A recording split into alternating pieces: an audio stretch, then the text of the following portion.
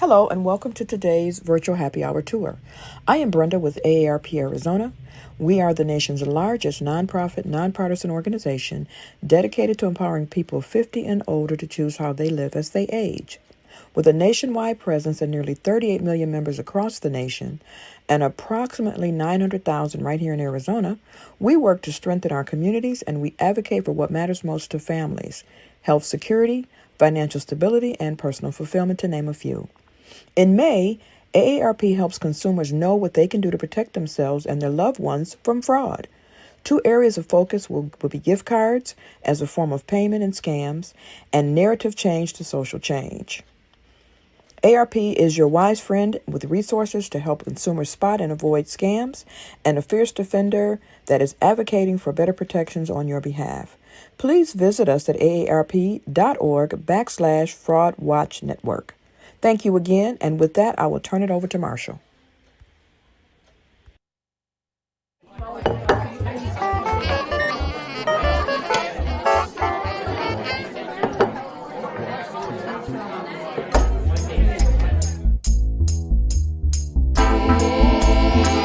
and gentlemen, non-white every folk, welcome to the show.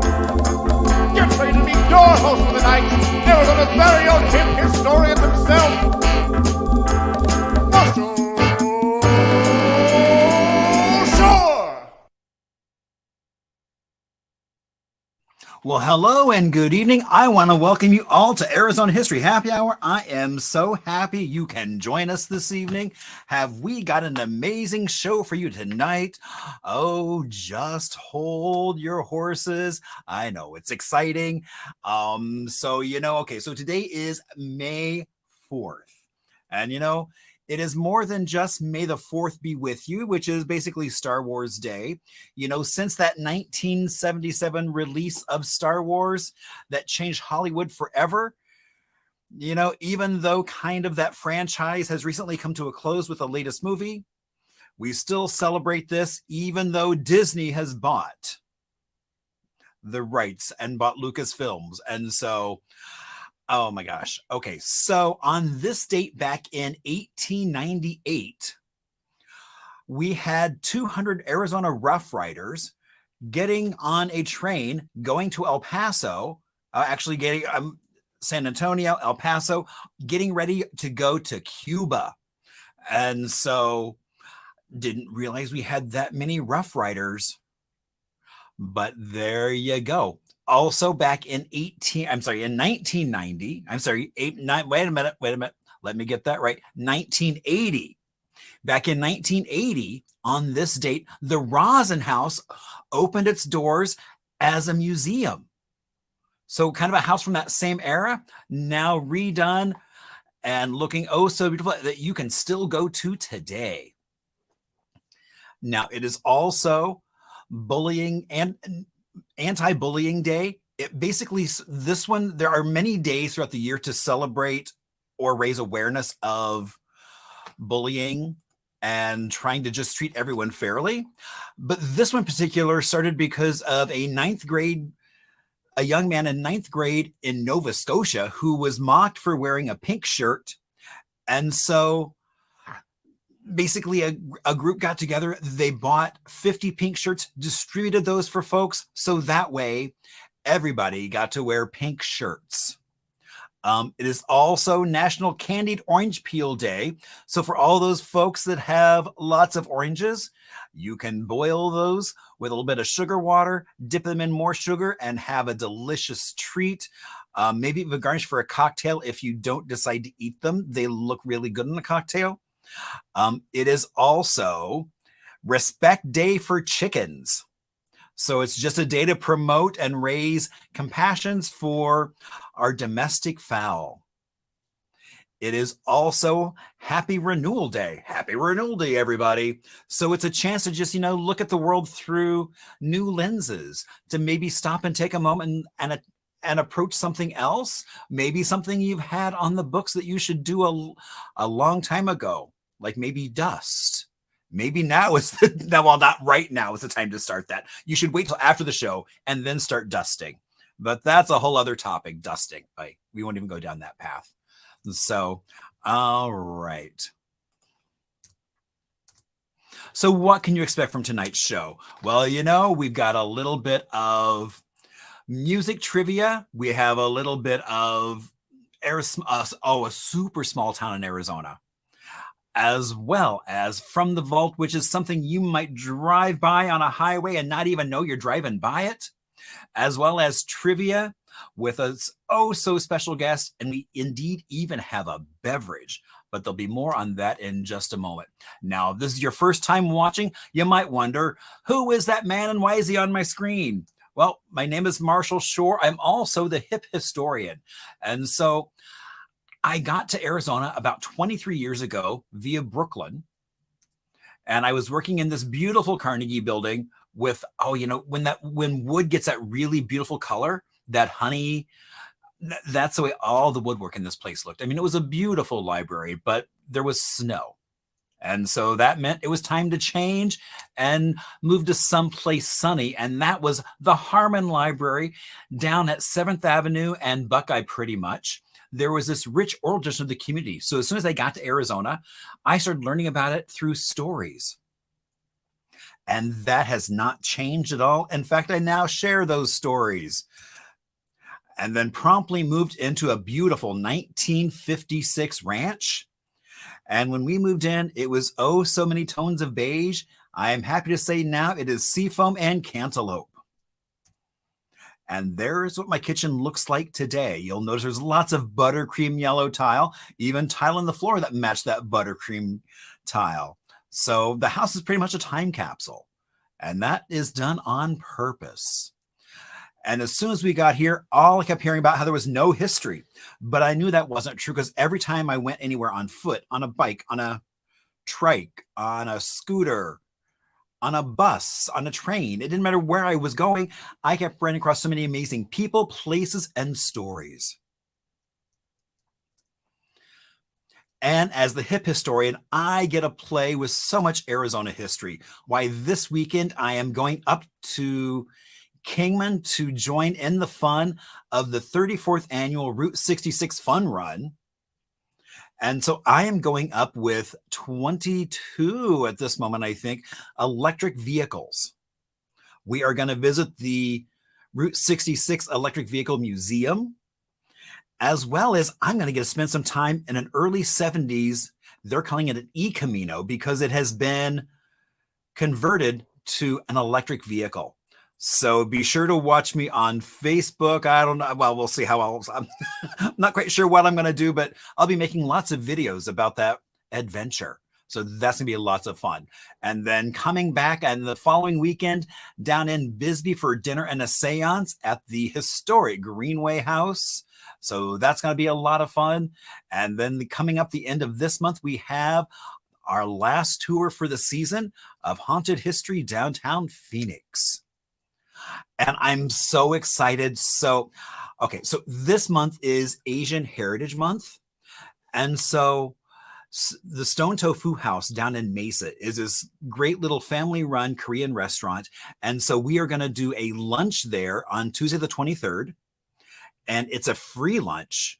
And I just talked to the Asian Chamber. So they're going to have somebody from the Asian Chamber there talking about the Asian district that Mesa has created and talk about what's going on along there. So it'll be a great time to enjoy this family style, getting to try things you might not want to try or not thought of trying. You'll be able to take like a little spoonful and say, well, is that any good? Yes or no. So I'm so excited about that. We've only been working on that for about a year. So I'm happy to see that finally coming to fruition. And you can find out about that actually on Hip Historian. So if you go there, you can sign up. There are still a few spots available, but they are filling up quick. So, because who doesn't love a free meal? And you can also learn some stuff. All right. So I see, Deb, several have already found the chat session. So you can chat there. If there's something you want to say, you can also do it in, you can reach out through all the socials, all Hip Historian related. So Facebook, Instagram, email, or even through my website, hiphistorian.com. And you can track me down. All right. So Little Arizona. So we're going to talk about a town which might actually get mentioned later. We shall see. Nutrioso. So Nutrioso is in Apache County, has a population of just over 400 people, was established back in 1883. Now, okay, so its first settlers were indigenous communities, but they were really only there for the summer and autumn. They didn't really build permanent structures. I'm assuming it gets too cold there. But now it's like, so then starting in the 1870s, you had Mormons coming in, building permanent structures, surviving off the land. Now the name Nutrioso, so basically Spanish for otter and oso meaning bear. So there may have been an otter that was killed. There may have been a bear that was killed, or it could also mean of beavers. So basically there were beavers somewhere. There may have been bears. So who knows? They were there. Now, it was also on Coronado's 1540 expedition, the 7 cities of gold, when they were going back through Mexico, they came through Nutrioso. I don't know how they found this little town of like 400 people, but it was probably much smaller back then. And so it was initially a settlement for Mormons. Now today you can find settlers from some of those original families, as well as folks who just want to enjoy the beautiful terrain and enjoy the small townness of 407 people. The main industry in town is the lumber mill, which is still functioning today. And if you walk around, you'll see things. You can actually even mail a letter from this small town at the post office. Now, I think it's big enough for one person. I don't know if probably it's, I wonder if if it has a window and you don't go in. I don't know. All right. It also does have an Irish pub, but you might not want to drink too much there, because that means you couldn't go off and enjoy some of the beautiful scenery around Nutrioso. And so it's also on the Coronado Scenic Trail. So well worth a little visit to Nutrioso. And it's nearby. You've got Blue, Alpine. So there's all these little kind of fun, quirky towns right there. A great way to spend some time in Arizona learning about quirky history. And now indeed it's cocktail time. So PJ, I think had a really good idea. This one is called the Floridita. And so because we were celebrating a little bit of Cuba, that's kind of the inspiration for this. It was supposed to also have some candied orange peel as a garnish, but somebody ate it. I won't say who, but maybe that person's have a sip of a cocktail. So our cocktail has a little bit of Grand Canyon Distillery rum, some fresh grapefruit, agave sour. Oh, that's where that flavor comes from. Oh, and then Campari, and then, some Gifford Pamplemousse, and then a little bit of Luxardo Maraschino, that really good cherry juice that's not kind of that bright red, but a really nice deep red. So just look at the beautiful color of our Floridita minus the garnish. And that's pretty darn tasty. I'm sure that's either been on a menu they've created or it's going to be very soon, because it's very refreshing for summer. All right. Well, now is a time where you get to hear from someone else other than just me, because, my voice, well, maybe, I don't know, maybe later. All right. So I'm going to bring on my friend Betsy. Look at my hair. Oh. Hi, I have to fix my hair. And it's horrible on this camera because it's like I've learned not to touch my head because I never know which side I'm touching. Okay, here we go. I So think I'm good. Hi, Marshall. How are you doing? I am great. And yourself? I'm doing really well. Thanks for asking me to be on the show today. Oh, I'm so excited. We're going to have so much fun. I'm excited too. Okay, so Betsy, for folks who don't know anything about you, tell us a little bit about yourself, but don't give away any answers. Oh, how do you do that? Interesting. Okay, I see. Well, I became a musician about, I'd say formally 10 years ago. from having a life of primarily finance. I was a numbers gal, and I was wearing gray suits in beige cubicles, driving beige cars. So something Wow, I never saw you as so beige. I was beige, and beige numbers and beige, lots of Wow. tans and beiges and grays. But sometimes music is so powerful that it forces you to make it a part of your life. And so I started to do that. I went to some open mics, shaking with my hands and my feet. I could not perform. I play guitar and I sing. But I took 30 years off from playing guitar. So I just want everybody to never give up. If you did start an instrument, now's the time to pick it up again. And it started from there. And then I started writing songs, and now have a wonderful band of wonderful people. I'm just incredibly lucky that this has worked out as it has. And it is a profession, a thriving second career. And along with writing some nonprofit grants on the side, it's my true love. So I like how you couldn't get away from the total gray and beige. yeah, I just need some numbers, because I do love numbers. Yeah. So, all right. So we are going to do some trivia. Now, our trivia is a little unique here because if you've gone to bar trivia, all they care about is what's the answer and then on to the next thing. Well, here's a little different because we want you to know the answer. So we're going to go through our multiple choice. So even if you don't know the answer, all you got to do is stab at it, and you might get it right. Yes. And then we'll come back and then we'll talk about the answers and tell the story of them. Fun. And so that's where, for me, that's where all the magic starts to happen, is when we do that. And then I'll also explain my background as we go on, because we do take an Arizona music history break. And so we will chat about that as well. All right. So, all right. Question 1. What folk singer in the 60s was called the Desert Goddess of Glen Canyon? Wow. All right. Was that A, Nadine Jensen, B, Katie Lee, C, Rusty Warren, or D, Linda Carter? So what folk singer in the 60s was called the Desert Goddess of Glen Canyon?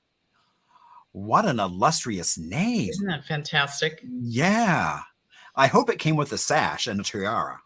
Well, there's kind of a juicy story there as well. So, ooh, yeah. Exactly. All right. So that's one of the reasons why you want to stick around, not just to hear the correct answer, but the story. Yeah. All right. So question 2, what is the name of the artist community in Arizona where Andy Warhol filmed Lonesome Cowboys? I looked that up on YouTube, Marshall. That's a little juicy as well. Yeah. It's so funny. Actually, I was just chatting with the art museum, and it's so hard to find even an English copy of the movie, because it is kind of, it's true. a Warhol. I mean, all I could find is trailers, just short trailers in both English and Spanish. I think it was, or Portuguese. Italian. So actually, I have the Italian version. Oh, great. And it's not subtitled. So you don't necessarily need the words. There you go.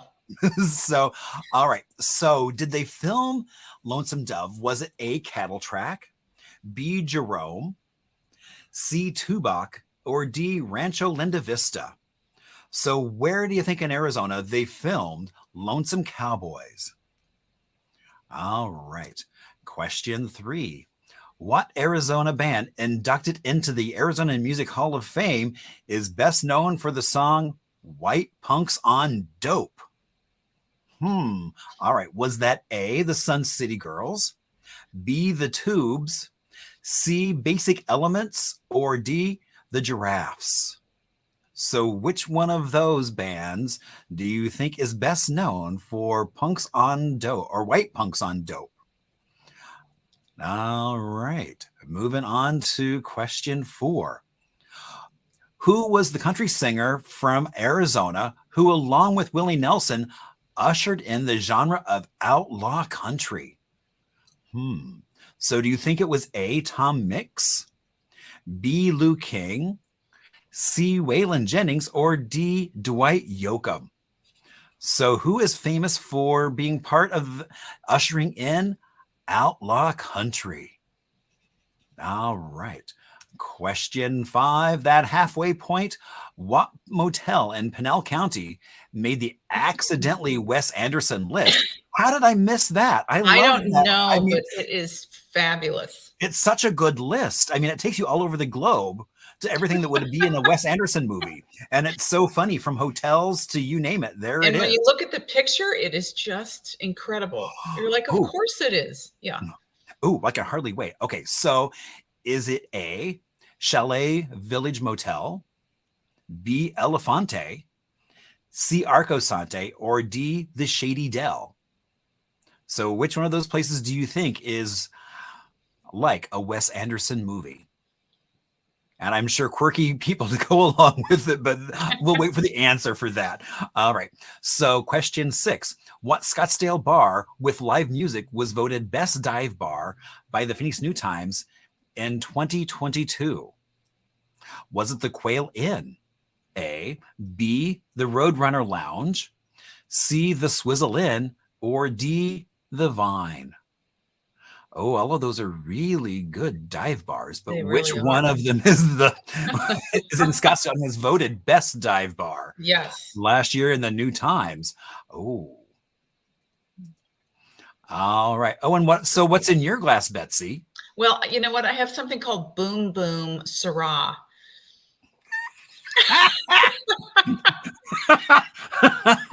What a great name, Boom Boom. Literally, I'll show you it's in the refrigerator. I put it in the fridge. I like it a little chilled. Yeah. Understandable. Little Okay, red wine, trying to be healthy. Yeah. Yeah, I'm drinking lots of grapefruit juice. So That's good too. all right. So question 7. These Boots Are Made for Walkin' was written by what Arizona songwriter whose sound has often been described as cowboy psychedelia? Ooh. Was it A, Lee Hazelwood, B, Joe Janus, C, Stevie Nicks, or D, Marty Robbins? So which one of those folks wrote the song that has been described as cowboy psychedelia? All right. Question 8. What country singer and pianist originally named Miriam Johnson was originally married to and wrote songs with Dwayne Eddy? Oh. All right. So was that A, Stevie Nicks, B, Jesse Coulter, C, Tanya Tucker, or D, Rusty Warren? So what country singer and pianist was originally named Miriam Johnson? Wow. None of those look even remotely close to Miriam Johnson. Right. Ooh, that's a little bright. Oh, and Let There Be Light, and there is. Yeah. Not too much though. Exactly. Never too much during not during happy hour. Oh, I hate it when you're at happy hour and they flick the lights on. Well, that's usually when they're closing the bar, but cruel and unusual punishment. Exactly. All right. So question 9, who was the first rock and roll side chick guitar player from Arizona?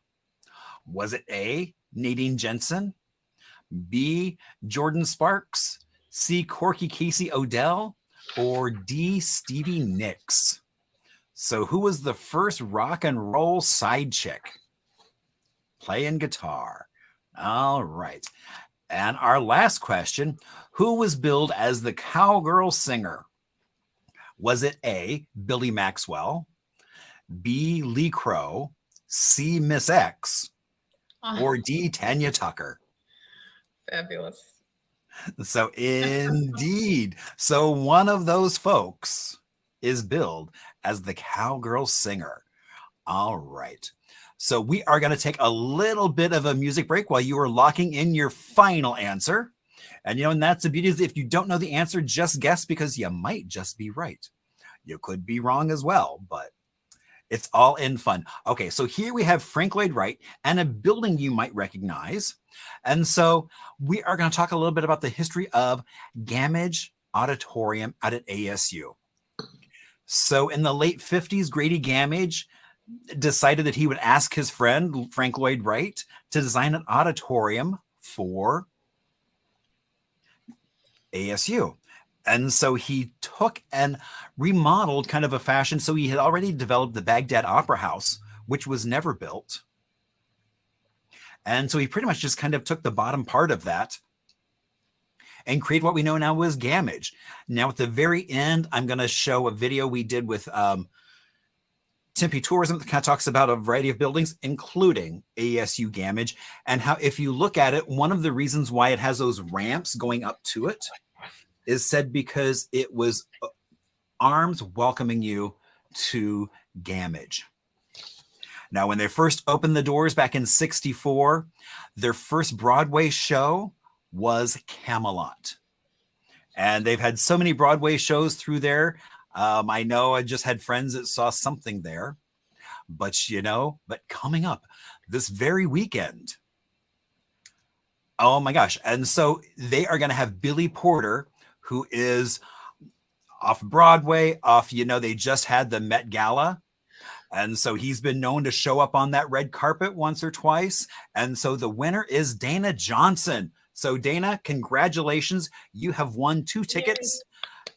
And so I will email the information on how you can get your tickets. Fantastic. So congratulations, Dana. And I will see you there. All right. So now who's ready for some answers? And you're right, Ryan. Gamage is a great place to see a show. It's such a beautiful space. All right. So answer-wise, all right. So what folk singer in the 60s was called the desert goddess of Glen Canyon? B. Katie Lee. Yes. She was a folk singer, born in 1919 here in Arizona. She went to Hollywood, thought she was going to be an actress, and somehow connected with Burl Ives, and she sang a few folk tunes. He said, "Get out of Hollywood, kid. You're a folk singer, and go find your bliss." And she took a river trip down Glen Canyon and absolutely was mesmerized and transported, and Glen Canyon became her life's work through her music, through protest music. She used the Glen Canyon Dam building as kind of a springboard for her protest music because of how it changed the landscape and choked off all the beautiful wildlife and nature that she experienced during those times. And she wrote many books about it, many songs about it, and is in the Arizona Music Hall of Fame. Yeah. And fun fact, she didn't get a tiara, Marshall, but she did write a book called Sandstone Seduction, where she ended up taking some, what is that called? When you're outside, open air, plein air, yeah. Plein air nude photos against the canyon. Scandalous. So she was pretty clever in trying to raise awareness of how destructive Glen Canyon Dam was. Well, I don't necessarily with Glen Canyon, but I know a lot of those canyons, when they flooded them, there were even towns that had existed that are now just submerged. And I don't know if that's the case with Glen Canyon or not, but also people are still protesting them. You can still find a current of folks who are saying, especially now with the water levels being all wonky. Yes. It's just time to be done with them and let the water flow naturally again. Yeah.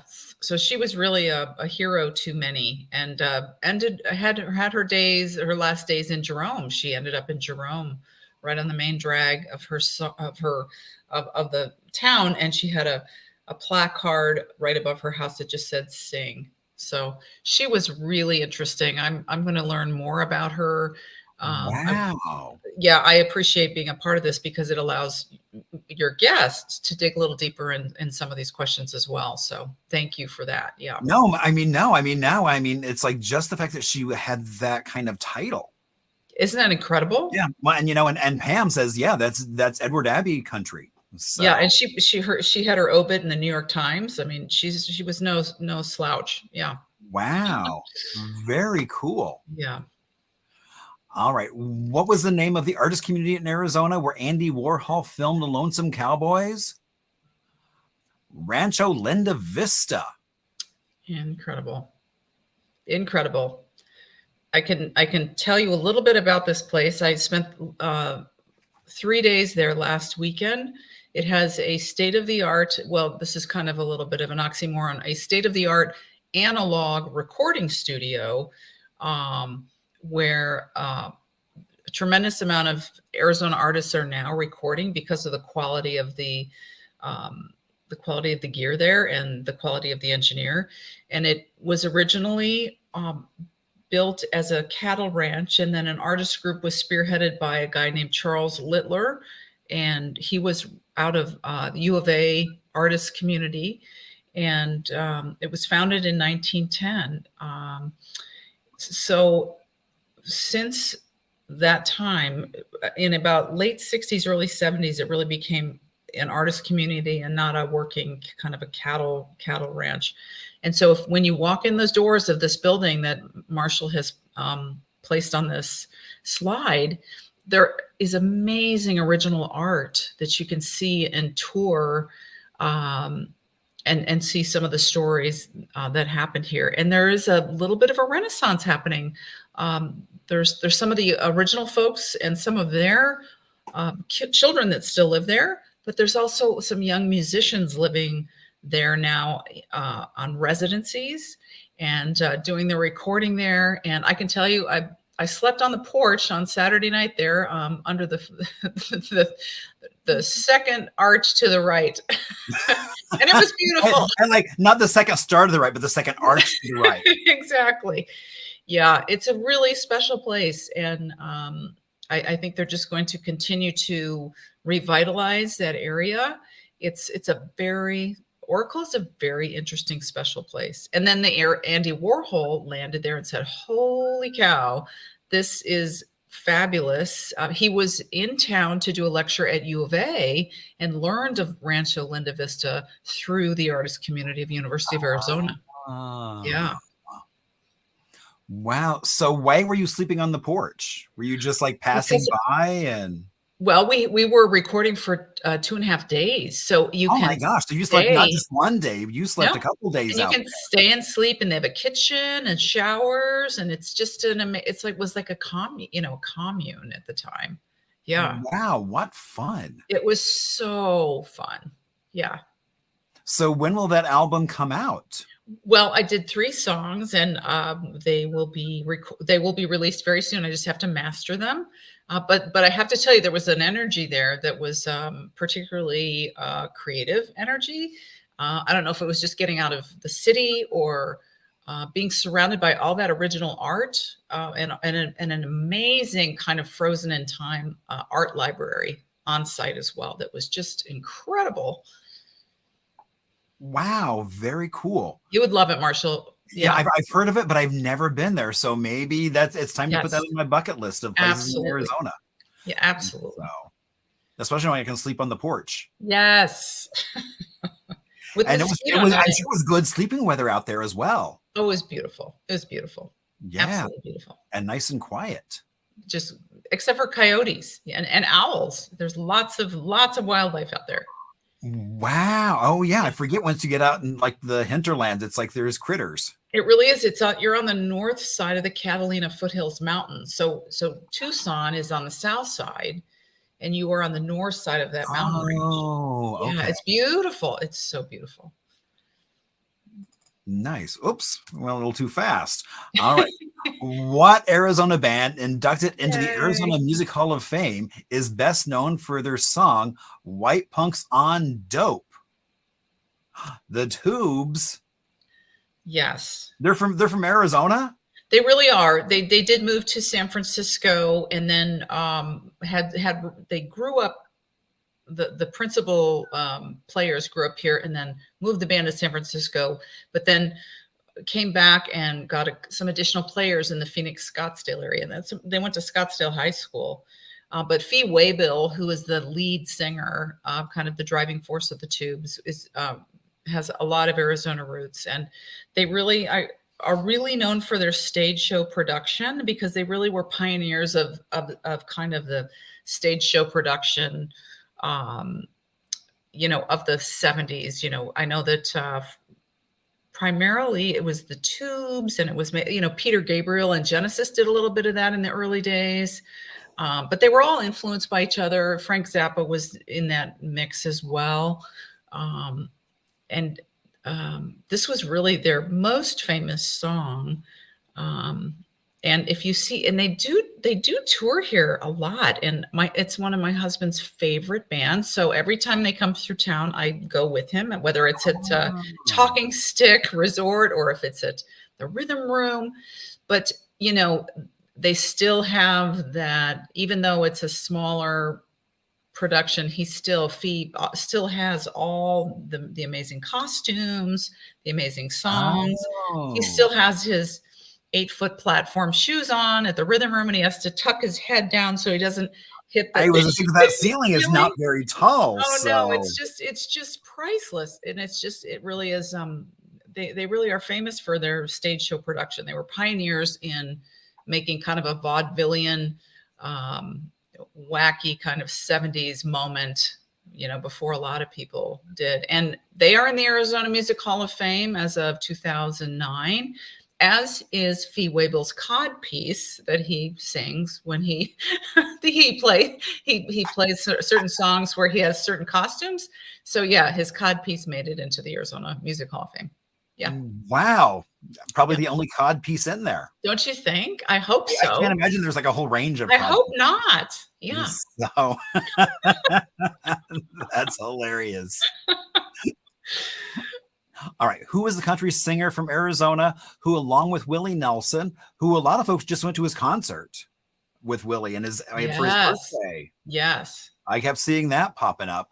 Okay. But together they ushered in the genre of outlaw cowboy. Sorry to digress in the middle of the question, but shiny. Yes. Waylon Jennings. Yes. He was here. He was initially from Texas and then moved to Coolidge for a radio job in the 60s, and then played small clubs around town and at JD's in Scottsdale. They were looking for kind of a country guy, and they found Waylon, and that's where he honed his chops and got better and stronger. And then he ended up playing at Mr. Lucky's a lot, which is on Grand. And I think you know all about Mr. Lucky's and their I do, but you know what's really signage. Go ahead. Yeah. So they've repainted it. They did? So the building is now bright red again. They painted the sign. And I hear that they've applied for a liquor license. So fingers crossed. I know. And every once in a while I'll drive by, but I'm on task and it's like I'll see the gate open. It's like if I have time, I see the gate. I'm just going to pull in and say, hey, what's going on? Yeah. And I do think it changed hands maybe 4 or 5 years ago, but nothing happened, of course, because of COVID. And I mean, that was a very famous country bar. That is also in the Arizona Music Hall of Fame for all the folks that have played there. Yes. I mean, it was famous for that country western on the top floor, and the basement was rock and roll. It absolutely is. And Waylon got this moniker of outlaw country because he went to Nashville, and Nashville was almost like a machine. And you did what the Nashville folks said you were going to do. You made the sound that the Nashville folks said you were going to make. And he said, time out. Here's what I want to record. Here's how I want to record it. And because he was such a talented singer and writer, they said, you know what? We should let this guy do his thing. And that's what kind of outlaw country is considered, kind of an artistic freedom that he brought to the table in Nashville that maybe otherwise wasn't quite there before. So. Very cool. All right. Question 5. What motel in Pinal County made the accidentally Wes Anderson list?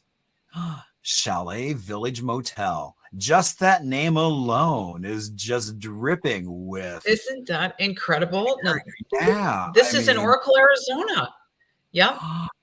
So when did you sleep on the getting coffee in the recording studio, I did a little.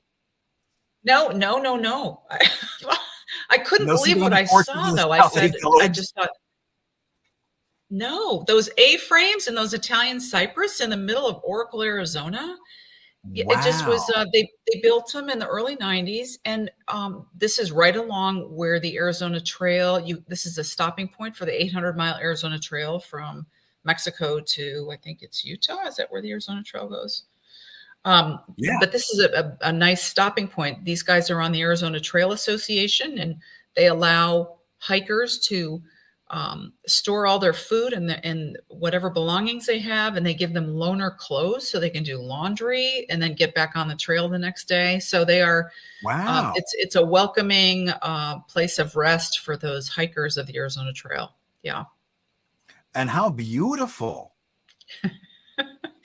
Isn't that great that somebody found this and put it on the Wes Anderson list? Yeah, because I mean, it really fits that. I mean, with those cypress just booming. Yes.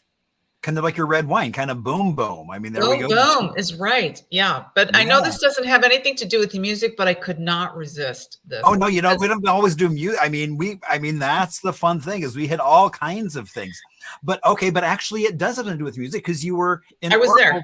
You were there for music. I was there for music. Yes. So, but you were too busy sleeping on the porch to sleep here. You just got coffee here, right? Yes. Okay. Yes. Okay. Wow. I guess I need to go hang out in Oracle. It is charming. There are some folks selling ammo on the side of the road. That was a little disturbing. On the side of the road? Interesting. Yeah. So I just don't know about that, but it was delightful. It was really a wonderful. How was the coffee at the Chalet Village Motel? Well, I have to say, I did not get coffee here, but I got coffee at a place called The Way of the Bean. Okay. The Way of the Bean. The Way of the Bean is the one and only bespoke coffee shop in town, and their coffee's delicious. It's I think opened by a local couple who are wonderful and have done a beautiful job converting an old Circle K that was not ideally located into this terrific coffee shop that is really kind of like a community gathering space. And it's great coffee. Yes, I highly recommend it. Oh, and I love how there are so many Circle Ks across the state that have become other things. Yes. That's absolutely that they left true. Those buildings, repurposed, built new buildings, and left them. I mean, from liquor stores to laundromats. Yes, I think as traffic demographics got more sophisticated, that they would abandon, they would sell the locations that were not as ideal, and then re-up on the high traffic corners. Yeah. Wow. Yeah. So we were lucky to get a nice coffee shop in Oracle because of that. Hold on, that is caller. Somebody's calling in. I'm like, my computer's not supposed to do that. It's supposed to block those folks, but oh well. Surprise. Somebody wants the address to Chalet Village Motel. I don't blame them. And the coffee shop as well. So cute. Yes. And that sleeping porch. Yes. All right. So question 6, what Scottsdale bar with live music was voted best dive bar in the Phoenix New Times last year? The Roadrunner Lounge. Yes. And look at that sign. I mean, there, you're going to get a good dive bar. They've got martinis with olives. That's right. So it's definitely a good sign. So during the pandemic, as you know, we all were out of business. All live music, there was no live music. People were doing streaming, or sometimes even you would do a concert in your driveway, just out of sheer necessity. But I ended up going to the Roadrunner Lounge. I started a night called Toast Tuesdays, where I bring my toaster and I would make toast and have friends and friends of friends come and play new songs. So because all the music venues were shuttered, Roadrunner, God love Roadrunner, who opens at 6 a.m, I would bring my toaster there at 7 a.m. and make strawberry toast and play for the locals there at 7 a.m. And they saved my my spirit and my musical sanity. And I am forever indebted to the Roadrunner for allowing me to plant myself in the corner with my amplifier and my guitar and my microphone and your toaster and my toaster. And part of the joy was introducing somebody to raspberry jam who had never had raspberry jam before. So I love the Roadrunner Lounge, and I recommend everybody go in there at any time of day, truly. And especially they open at 6 a.m. You can yes, literally go any time of day and they'll be there. You absolutely can. So wow. And very special place for me during COVID. Yeah. And that does make it a really good dive bar if they open up at 6 a.m. Well, absolutely. And there's folks there. I mean, all sorts of interesting characters. Yeah. Nice. And I'm sure lots of good stories at the bar. Absolutely wonderful stories, interesting people. Yeah, it was a place to gather safely. We were all safe about it. And yeah, it was a very special place for me during the pandemic as a musician. All right. Oh, these boots are made for walking. Yes. It was written by Watt, Arizona songwriter, who's created a sound called Cowboy Psychedelia. Yes. The famous Lee Hazelwood. Yes. Do you like his music, Marshall? I love that it's so varied. I mean, his production on like Twang Heard Round the World. Yes. It's like the fact that he was such a piece of music history. And that most people don't realize, like, These Boots Are Made for Walking is an Arizona song.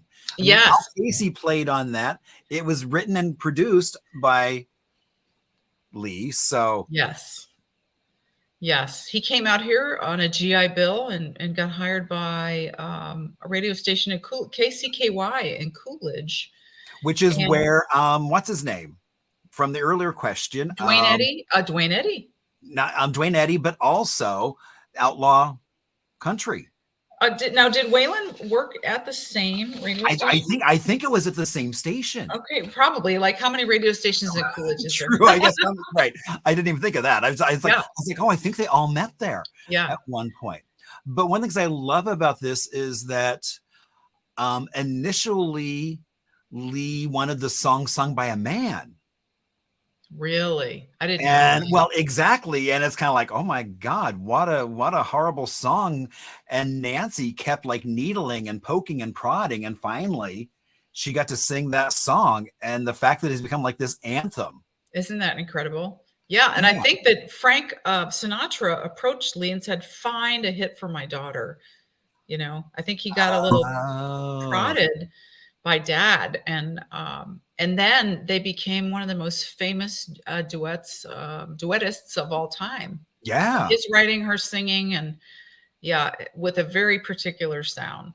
Yeah. Yeah. And really that Twang Heard Round the World, that was pretty much him and just that crowd. Yes. Yes. So instrumental in music history for Arizona. Yeah. It was the Fool by Sanford Clark, and then Dwayne Eddy and Jimmy Dell. It was Sanford Clark, The Fool was in the top 10 in 1956. First recording to come out of Phoenix, and its success helped to expose I didn't realize the tiny Ramsey recording studio. Yeah. Oh, I didn't realize it was the first one to come out of Phoenix. Very cool. Into the top 10 in 1956. Yeah. Wow. Yeah. The Twang Heard Round the World, as you said, on Rebel Rouser when Dwayne Eddy did his thing, which was so spectacular and special. Yeah. Right, all done in a water tank over on 3rd Street. Isn't over by amazing? Ziggy's. Yeah. Yeah. All right. So what country singer and pianist originally named Miriam Johnson was originally married to and wrote songs with Dwayne Eddy? Speaking of Dwayne Eddy, well, there you go. Exactly. Jesse Coulter. Isn't that interesting? Yeah. Because they got divorced in the mid 60s and she was here, and guess who she met? She met Waylon Jennings, and Waylon Jennings and Jesse Coulter got married. Yeah. So this all kind of ties together. Yeah. Indeed. Everybody's just marrying everybody else. It's like a little soap opera with good music. Yeah. And do you remember her big hit? I know the name, but I don't remember her big hit. The one that I remember the most is called "I'm Not Lisa." Yeah. Which so many people could sing that song. Yes, not named Lisa. Yes. It was a great song. She's really, really talented. Yeah. Well, So I think she's still performing. she is. I haven't seen her since pre-COVID, so I'm hoping that maybe she will, come out again and we can visit her. But she and Waylon had a son named Shooter Jennings, who's a very, very popular country star now and is a producer as well. So he's a very sought after country music producer right now. Yeah. Oh, Shooter Jennings. Yeah.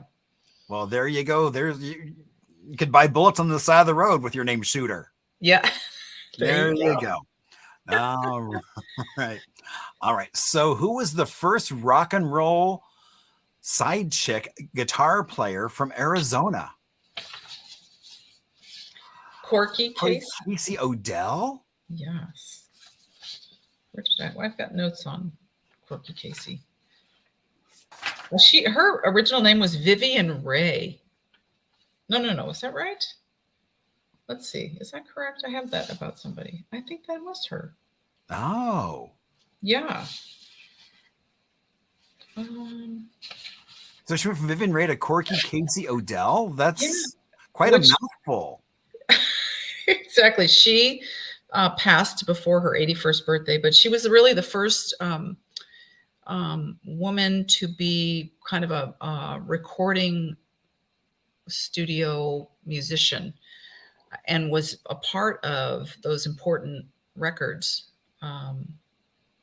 And she was inducted into the Musicians Hall of Fame. She was one of the first of 3 women to be inducted into the Musicians Hall of Fame.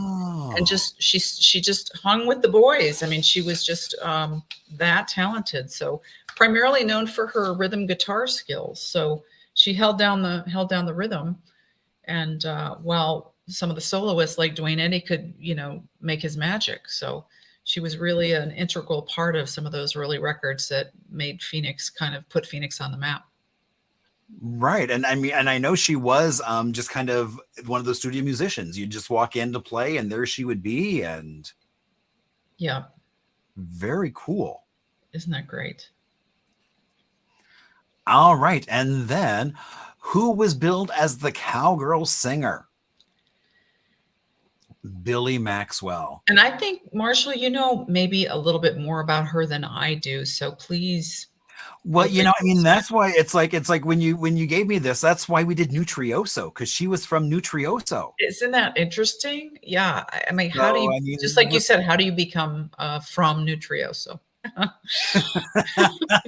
I think you're either born there or you don't come from Nutrioso. Yeah, it's just got to be some interesting story about how they landed there, Yeah, and I think it's like I know her dad had a band and she was early pulled into that to play. Yeah, and so then they went to a session and somebody said, "Hey, you should go record." And so she did and became one of the early country western stars to be recorded. Absolutely. She was part of the White Mountain Orchestra. Isn't that a great name? The White Mountain Orchestra, which was an acoustic, finger-picking, old-time music group. And when Victor recording artists came through, they were looking for new stars. They were looking for kind of like A&R people that used to swing through before the digital age. Looking for sounds and people to put on their label, and they found Billy and recorded songs for her and with her. So she must have been something special. Yeah. Well, and also, and her lyrics were kind of like the plight of the common woman about waiting for the husband and yes, and it was tales of not necessarily. Well, of course, poverty. They really didn't have a lot to their name at the time. So, real life stories about real life situations and hard life in the desert. And I'm wondering if you can find her on Spotify. I'm sure she's on Apple Tune or iTunes. I'm sure, or even Folkways recordings. Oh yeah, that makes Smithsonian sense. Maybe. No, I would. Yeah, no, that makes sense. It should be through Folkways. Yeah, so. I wish maybe I could send a link, or we could. I don't know if you have a post Maybe I can Actually, put a link for you. I can throw because I know there's a couple of her songs on YouTube. So what I can do is I'll Okay, throw good. some of Okay. those Oh, on nice. the Facebook on Marshall Hip Historians, so Oh, that that's way great. people can hear her voice. Oh, fantastic. And so yeah. Fantastic. So Betsy, so okay, so well, hold on. So I always like to have people how they did. So while they're answering that, so okay, so I know you play with the Sun Punchers. Was that who you recorded with? Yes, yes. So Ah, John Roundhouse came down for a couple oh, nights. Yes, our nice. mutual friend, and Yeah, Lindsay Cates, our mutual friend, and nice. John Utter, who is drumming with us. We're so lucky to have him. He's really talented. And so it was the four of us, and we got 3 songs done in 2.5 days, and it was just a beautiful weekend. It's like a more of a retreat than I'm gonna say anything. that's what more like what it sounds like is Yeah, just kind of a music getaway. it really was. Just a Rancho Linda Vista. Everybody got to keep it under your hat, but check it out if you can. You know, and I loved as COVID was kind of releasing itself last year during Canal Convergence. Oh yes. Having you playing out there was so beautiful amongst all that art. I Oh mean, with gosh. you all, I mean, the voices and the guitar and everything else just kind of lilting in the background was just such a beautiful setting. Oh, thank you so much. And Marshall, that was the first time we had played in maybe 2 years. I mean, that was an Wow. emotional No, time. it was. I mean, because I mean, I hadn't heard live music since really that moment Oh because my everybody gosh. we'd all been locked away. Yes, it was really, really emotional. It was powerful and emotional. For everybody, I think. That was a great night. So see, and I like Pam's like, you know, I got 5 out of 10. Okay. Priya's like, well, you know, I got 1, Okay. but you That's good. know, Yeah. oh, and Anita, but I know Anita got 1 wrong because one of the answers I threw in just because I knew she would choose that was the giraffes, and I Oh knew Anita no. would choose that just because it was giraffes because she has a whole thing on giraffes. Oh, that's hilarious. Well, I also love that you used as a placeholder Rusty Warren a couple Oh, times. Do you love her? I know. We can never talk about Rusty enough, but She's amazing. indeed. So, oh my God. So, Betsy, thank you so much for coming Thank on you, and Marshall, so sharing much. your passion of Arizona, That's some so much music, fun. and Wes Anderson's list. So, well, you Thank know, you so much, Marshall. thank you and have a great rest of your night. And I hope to Have a see you great night, soon. everybody. All right. Oh my gosh. That was so much fun, Betsy. Thank you so much. Well, and now we're going to do From the Vault. And Anita, I'm glad you are watching because this one is for, oh, wait a minute. So there's a little town south of Tucson called Suarita. It's on the 19. And there is, and so if you go in this little subdivision, it's like behind a say, oh, it's a Fry's. So you drive through like the Fry's, you kind of go around, and on the side of the road, there's the pool setting, and then there's a little trail called the Safari Trail. Now, Safari Trail, you can kind of get an idea of what it's going to do because you'll see there's monkeys on the columns that say Safari Trail. And as you go wander through, you'll find a hippo just kind of lounging in the rocks. And then if you continue on, you'll not just find that, but you'll find some giraffes. And if you look close, you might see one of those extremely rare safari black bears hiding in the bushes. But you've got to look quick because it might run away or it might be a little too heavy metal. I mean, it's such an interesting thing to have right off the 10, pretty much, or right off the 19 as you're driving south. So there you go. So stop by and visit the Safari Trail. And so now you'll see why I always say, you know, if you're watching on Facebook, you really want to click on that share button because, oh my gosh, look at how much fun we had with Arizona history. So many cool things to talk about. And so I always love, oh, and oh my gosh, and next week, I can't believe I forgot, it's next week. So we have Ashley Harder from Preserve Phoenix because May is Preservation Month. And so she's going to talk about some really cool preservation that's going on. And so that's going to be one not to miss. So that is same bat time, same bat channel with Ashley. And so If you have any questions, please throw a note. If you have suggestions for coming up guests, let me know as well, because I love to hear from you. Some of the ideas that I get are from you all. And I always love to give a shout out to PJ for delicious cocktails and education as I learn more about Arizona booze, distillers, and things like that, as well as Chris and Cole. And as we say goodnight, we are going to watch so based on Tempe Tourism. We did this video on buildings, and at the very tail end, we talk about Gamage Auditorium. And again, I want to give a shout out to Dana, who won tickets. Now, you know, it's like I had the list of everybody who won with a number, or everybody who entered with a number beside them. And I called my friend Jenny, who actually is going to be a guest coming on sometime soon, and said, just give me a number. And so she gave me a number, and it was Dana's number. So there you go, Dana. So look forward to seeing you at that Billy Porter concert.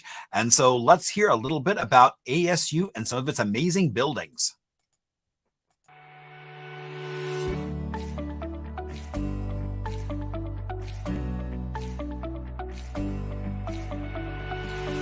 Hi, I'm Marshall Shore, Arizona's hip historian, and I want to welcome you to Arizona State University's Tempe campus. Arizona State University was not always called that.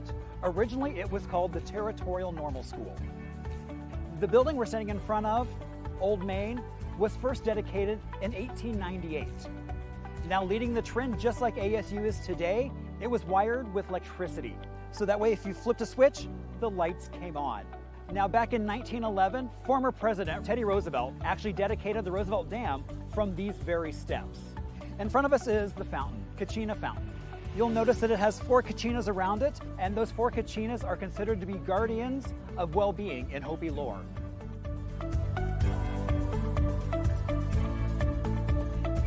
Originally, the flute player was intended to top the Old Main Fountain back in 1934, but they ran out of money. This version is based on a model that Emery Kopta's widow had kept. This 6-foot version was created and installed in a less public area, as the Hopi Tribal Council has requested. Welcome to University Club, a 1909 building, originally the Science Hall. The exclusive membership is comprised currently of retired faculty, staff, alumni, community, and corporate members.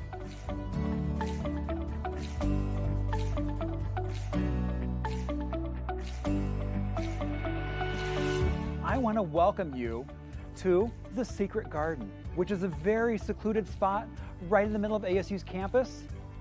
So this was the activity field or the backyard for Dixie Gamage Hall, which opened its doors in the early 40s as a woman's residence.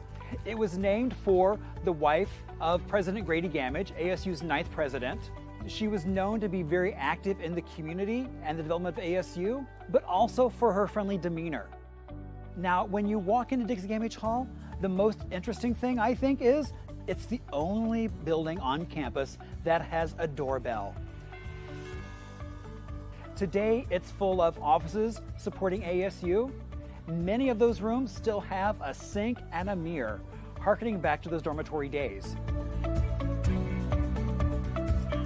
Welcome to Palm Walk. This iconic pathway, said to be the most photographed spot on campus, filled with elegant palms on both sides, is over 100 years old. They've recently been replaced with date palms. I want to welcome you to ASU Gamage. Now, in the late 20s, Frank Lloyd Wright moved to Arizona and built his second home, Taliesin West. He then got involved with lots of other projects. So not surprising when Grady Gamage, then ASU's president, wanted a unique auditorium for the campus. And as they were walking through campus, Frank Lloyd Wright falls in love with this field and said he imagined something circular with arms outstretched as if to say, welcome to ASU. Why, I was just here to see a show the other night that was pretty amazing. Have you been inside?